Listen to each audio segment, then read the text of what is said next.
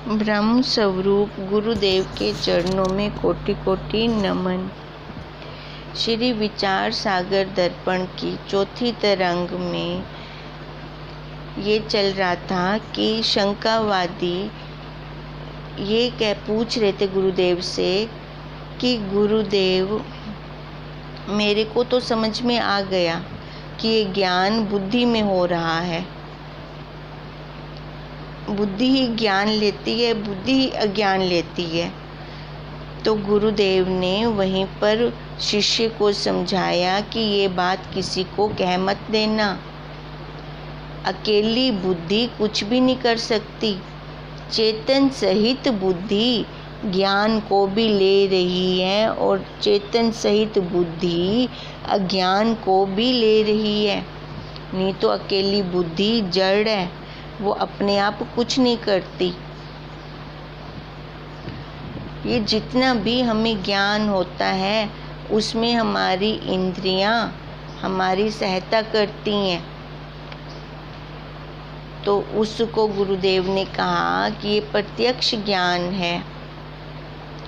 तो अब यहाँ पे शंकावादी को फिर से शंका हो गई। पहले तो आप आत्मा का ज्ञान कह रहे थे, अब आप कह रहे हो कि ये प्रत्यक्ष ज्ञान है। फिर वो कह रहा है शंकावादी कि गुरुदेव और भी प्रकार के ज्ञान हैं क्या, वो भी मेरे को बता दीजिए। तो पहले गुरुदेव उसको प्रत्यक्ष ज्ञान के बारे में बताते हैं। तो गुरुदेव जी ने कहा कि हाँ शिष्य, और भी ज्ञान होते हैं। ये ज्ञान 6 प्रकार के होते हैं। जो बुद्धि सहित विषयों का ज्ञान हो रहा है, बुद्धि सहित जो हमें विषयों का ज्ञान हो रहा है उसको हम क्या कहते हैं? प्रत्यक्ष ज्ञान। बुद्धि के बाद इंद्रियां, इंद्रियों के बाद विषय, तो ऐसे ज्ञान होता है। इंद्रियों का संबंध विषयों से होता है और बुद्धि के साथ, बुद्धि इनके साथ लगती है, जिसको हम मन कहते हैं। मन और बुद्धि साथ लगती है तभी तो हमें ज्ञान होता है। देखें, जब मन भी साथ में हो और बुद्धि भी साथ में हो। अब देखो, जब हम बच्चों को पढ़ने के लिए कहते हैं तो क्या कहते हैं? मेरा मन नहीं कर रहा। हम जबरदस्ती करें बच्चों को पढ़ने के लिए, बुक्स लेके बैठ जाएं, पर जब उनका मन साथ में नहीं लगता तो उनकी बुद्धि में कुछ भी नहीं जाता। होता है ऐसे। अब गुरुदेव वही बता रहे हैं कि जब मन और बुद्धि साथ लगती है तभी हमें ज्ञान होता है, चाहे वो किसी भी विषय का हो, तभी हमें वो ज्ञान प्राप्त हो सकता है। और इस ज्ञान को प्रत्यक्ष ज्ञान कहते हैं। अब शंकावादी अब गुरुदेव से ये शंका करता है कि आप कहते हो ये प्रत्यक्ष ज्ञान है और उधर से आप आत्मा को भी ज्ञान स्वरूप कहते हैं। अगर प्रत्यक्ष ज्ञान है विषयों का, तो मेरे को खोलकर बताओ कि और भी ज्ञान कितनी प्रकार के ज्ञान है, कि केवल खाली बस यही प्रत्यक्ष ज्ञान है? तो गुरुदेव उसको और खोलकर बताते हैं कि जितना भी हम प्रत्यक्ष ज्ञान लेते हैं, हमेशा प्रत्यक्ष ज्ञान इंद्रियों से होता है और इंद्रियों के विषयों का होता है। हमें कभी अपनी आत्मा का प्रत्यक्ष ज्ञान नहीं हुआ। देखो, जितना भी हम ज्ञान लेते हैं प्रत्यक्ष ज्ञान, इंद्रियां, इंद्रियों के विषय। अब इंद्रियां, आँख को लिया, आँख का विषय रूप, अब पेंसिल हाथ में है तो इसका रूप मेरे को प्रत्यक्ष दिख रहा है। शास्त्र हाथ में है तो इसका रूप प्रत्यक्ष दिख रहा है, क्योंकि इंद्रिय आँख से मैं देख रही हूँ इसको। ऐसे हर एक इंद्रिय का प्रत्यक्ष ज्ञान हमें हो रहा है, पर आत्मा का कभी हमें प्रत्यक्ष ज्ञान हुआ?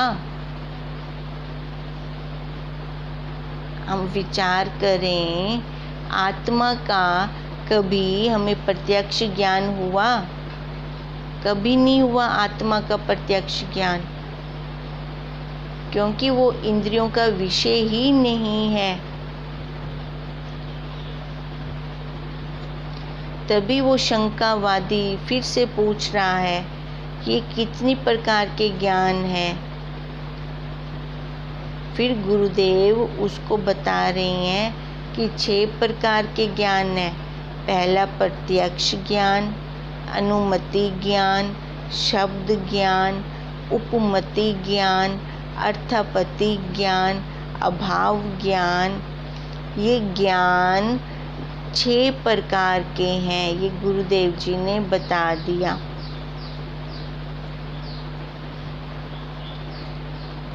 अब देखो, ये 6 प्रकार के ज्ञान बताए। अब हमें क्या बताया कि प्रत्यक्ष ज्ञान इंद्रियों से होता है। अब गुरुदेव जी कहते हैं कि प्रत्यक्ष ज्ञान ही ज्ञान प्राप्ति का साधन नहीं है। केवल प्रत्यक्ष ज्ञान ही ज्ञान प्राप्ति का साधन नहीं है। हम ये ज्ञान 6 प्रकार से प्राप्त करते हैं।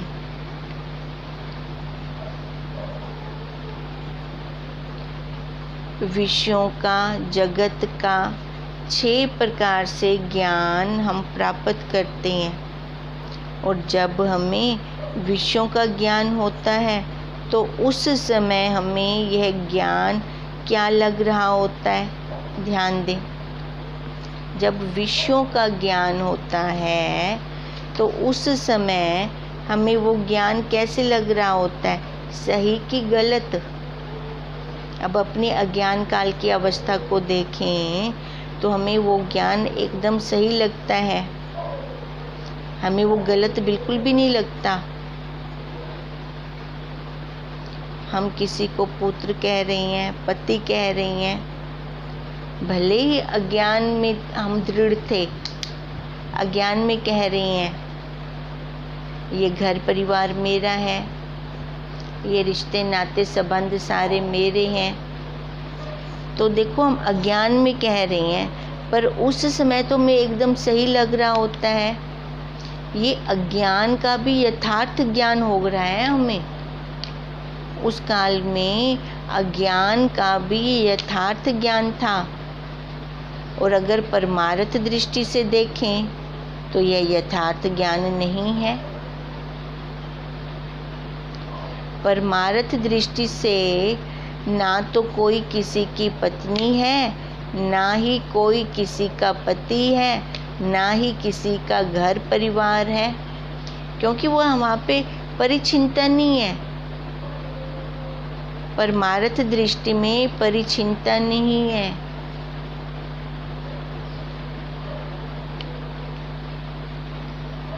परिचिंता कहाँ आती है? जब जीव मैं मेरे पर बैठता है, उसका दायरा सीमित हो जाता है।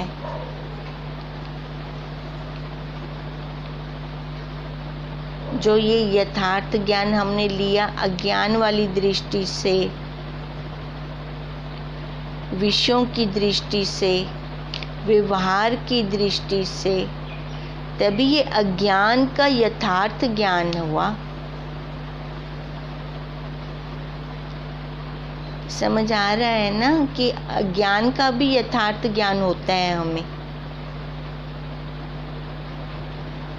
अब देखो, हमें गुरुदेव कैसे सजगता के साथ बता रहे हैं कि उसमें जो संसारी हैं देखो संसार का उन्हें कैसे ज्ञान होता है, एकदम रच्चे पच्चे पड़े होते हैं संसार में, मेरे तेरे में कैसे उलझे पड़े होते हैं, और उसमें उनको दुख भी हो रहा होता है, क्योंकि संसार का व्यवहार करना बहुत मुश्किल है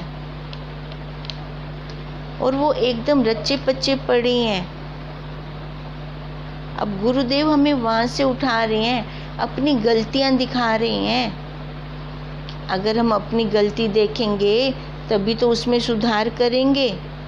तो गुरुदेव हमारी दृष्टि कहाँ लेके जा रही हैं? जो हमें संसार का यथार्थ ज्ञान था, अब गुरुदेव हमें रोक रहे हैं। अब जो ये वृत्ति उठी हमारी, इसको वृत्ति को प्रमा भी कहते हैं, यथार्थ ज्ञान कहते हैं। शास्त्रीय भाषा में इसको प्रमा कहते हैं।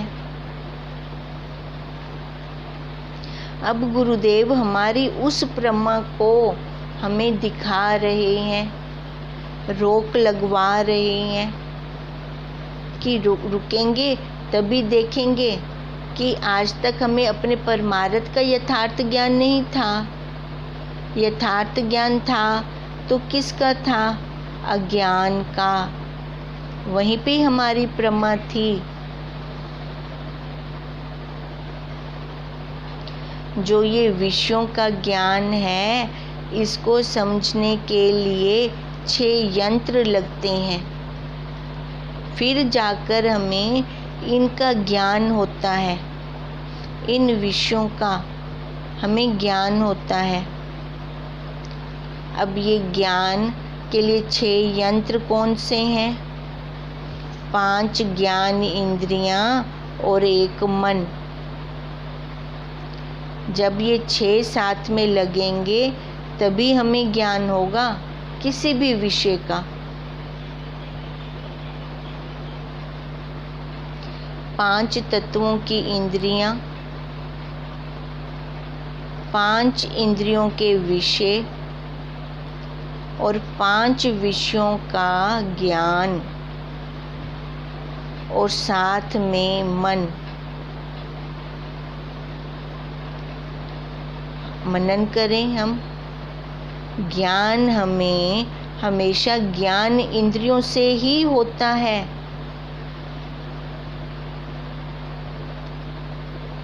और साथ में छठा मन साथ होता है तभी होता है हमें ज्ञान।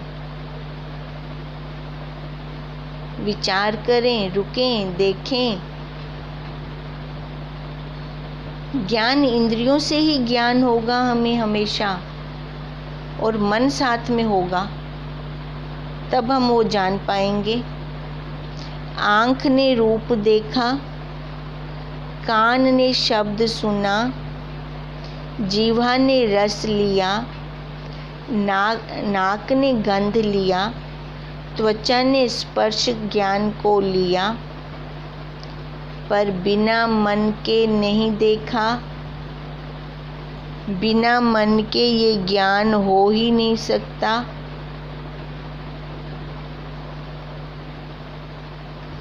ये 5 तो थे, पर इनके साथ मन भी है तो सभी का ज्ञान होता है। ये 6 मिलकर ही प्रत्यक्ष ज्ञान होता है। जब ये 6 मिलते हैं तभी हमें प्रत्यक्ष ज्ञान होता है।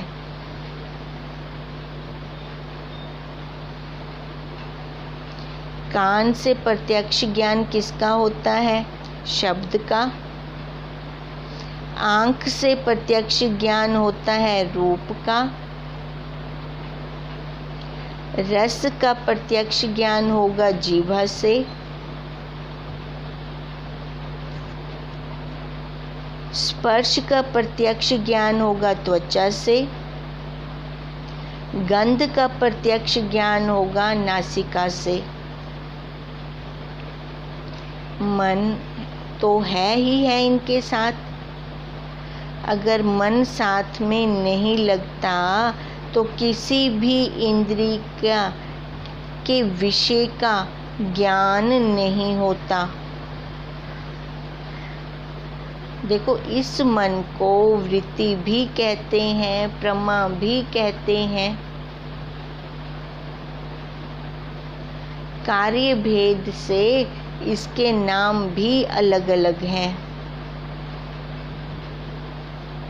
पहले तो गुरुदेव हमें समझा रहे हैं कि ये ज्ञान, जो प्रत्यक्ष ज्ञान खोल रही हैं, भी कैसे होता है और इसका परिणाम साथ में कौन लगते हैं, फिर जाके हमें ये प्रत्यक्ष ज्ञान होता है, वही दिखा रहे हैं। जो हमारे इस शास्त्र में ना, देखो, प्रमाण भी है, प्रत्यक्ष प्रमाण, ये हम दोनों इकट्ठे कर रहे हैं, प्रत्यक्ष ज्ञान भी, प्रत्यक्ष प्रमाण भी।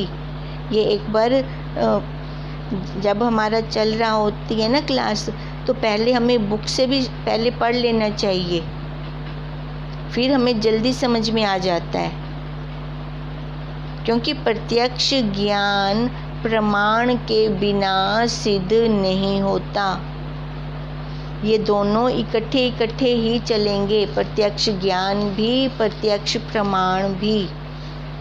तो इसलिए गुरुदेव हमें पहले ये जो इंद्रियों से तो हम प्रत्यक्ष लेख करते हैं ना, इंद्रियों की तो गवाही देते हैं ना बीच में, तो वही गुरुदेव हमें पहले दिखा रहे हैं कि प्रत्यक्ष ज्ञान 6 से होता है, 5 ज्ञान इंद्रियां और 6 मन साथ में होता है, तभी हमें ये ज्ञान होता है।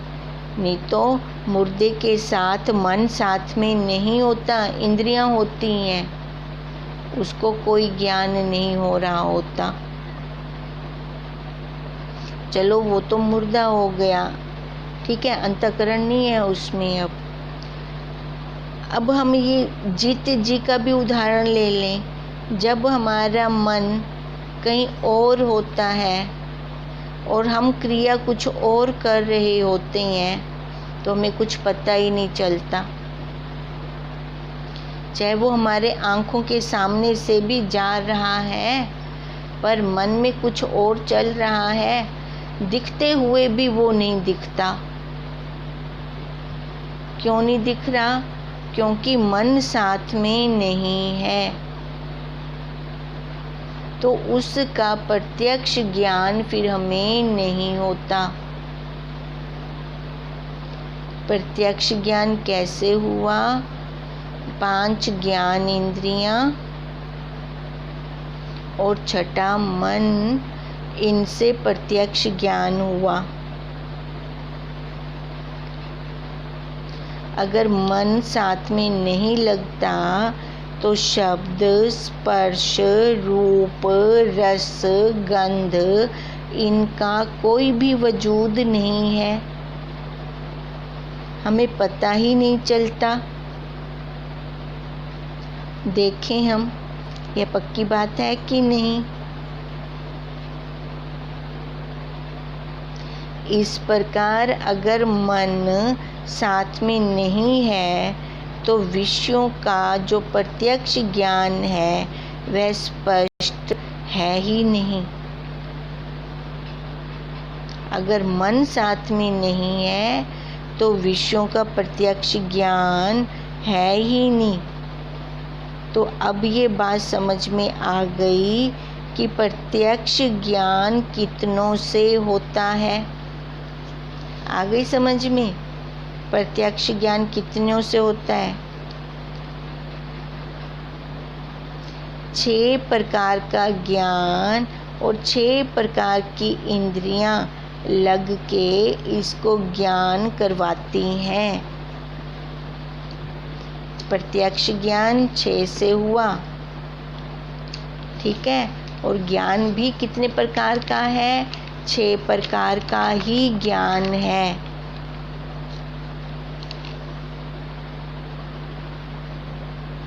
और भगवान जी ने भी गीता में कहा है कि जीव इन 6 इंद्रियों को साथ लेकर जाता है और जगत में ये 6 इंद्रियां ही आकर्षित होती हैं। आत्मा के कारण ही आकर्षण है। अगर वो आत्मा ही ना हो तो वो आकर्षण भी नहीं है।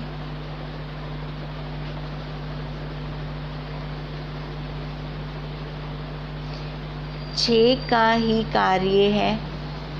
5 भूतों की ही इंद्रियां हो गई, पर ज्ञान इंद्रियां विशेष रूप से हो गई ज्ञान प्राप्ति के लिए। ज्ञान प्राप्ति के लिए हमें ज्ञान इंद्रियां ही तो चाहिए। तो अब ज्ञान कितनों से होता है? 6 इंद्रियों से। अब ये पक्का हो गया कि ज्ञान कितनों से होता है? 6 इंद्रियों से।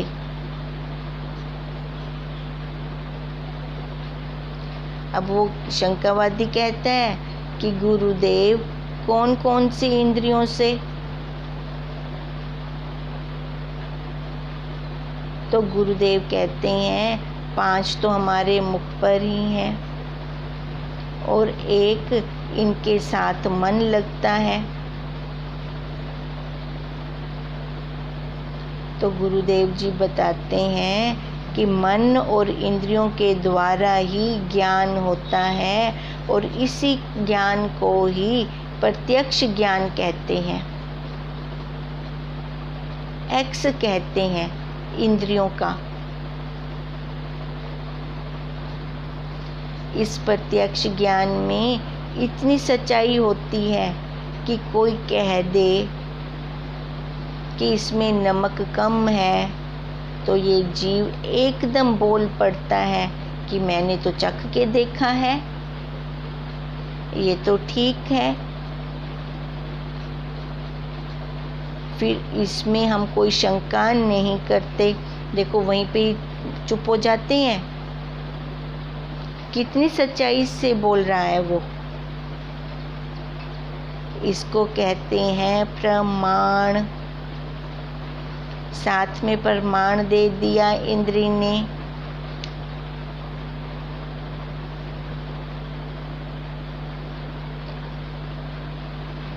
आ गया ना प्रमाण, जीवा इंद्री ने दे दिया कि मैंने चख के देख लिया।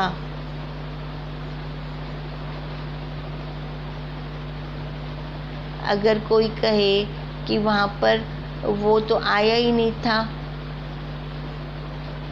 और दूर से हमने कहीं उसको देख लिया, हम क्या कहेंगे? मैंने तो अपनी आंखों से देखा था, वो वहाँ बैठा था।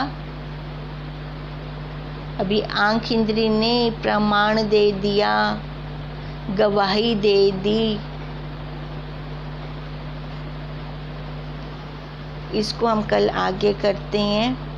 ये ना हम बहुत धीरे धीरे करते हैं क्योंकि जितना हम करें उतना हमारी बुद्धि में बैठ जाए और साथ में हमारा संकल्प भी ये चल रहा है कि जैसे ये शास्त्र खत्म होगा वैसे ही हमारी विपरीत भावना भी खत्म हो जाए, वैसे ही हम अपने स्वरूप में सराबोर हो जाएं। इसलिए हमें शास्त्र पढ़ना नहीं है, पढ़ जाना है उसके अंदर, उतना प्रैक्टिकली भी निकालना है हमें फिर। तो इसलिए आराम से धीरे से प्रैक्टिकल कर करके हर इंद्री को आज हम देखेंगे कैसे ये गवाहियाँ देती हैं, क्योंकि गृहिणी तो घर में ही अपना सारा प्रैक्टिकल कर लेती है। वो सारी इंद्रियों को देखती है, घर में कार्य करने हैं घर में, तो देखो सारी इंद्रियां मिलकर ही हमें ज्ञान करवाती हैं। जितना आज हमने किया उतना आज हमारा प्रैक्टिकल भी चले, फिर तो मजे की बात है। श्री योग विशिष्ट में भी आज हमारा यही चला था कि ये इंद्रियां तो अपने अपने धर्म में रहते हैं, अपना अपना काम कर रही हैं, पर यही एक जीव है जो अपने धर्म में रत नहीं है, तभी इसको दुख लगता है, सुख लगता है। नहीं तो कान इंद्री जो शब्द को ग्रहण करती है उसके लिए ना दुख है ना सुख है, जबकि सबसे पहले उस इंद्री को दुख लगना चाहिए। वो तो वैसे की वैसी है, फिर तेरे को क्यों दुख लग रहा है? कुछ गलत देख लिया, आंख वैसे की वैसी है, उसको ना दुख है ना सुख है। पर ये जीव साथ में जुड़ता है तो आंखों से टप टप टप टप टप बरसात शुरू हो जाती है। क्यों होती है? क्योंकि वहाँ पे मेरी स्टैंप थी, मेरी मोहर लगी हुई थी।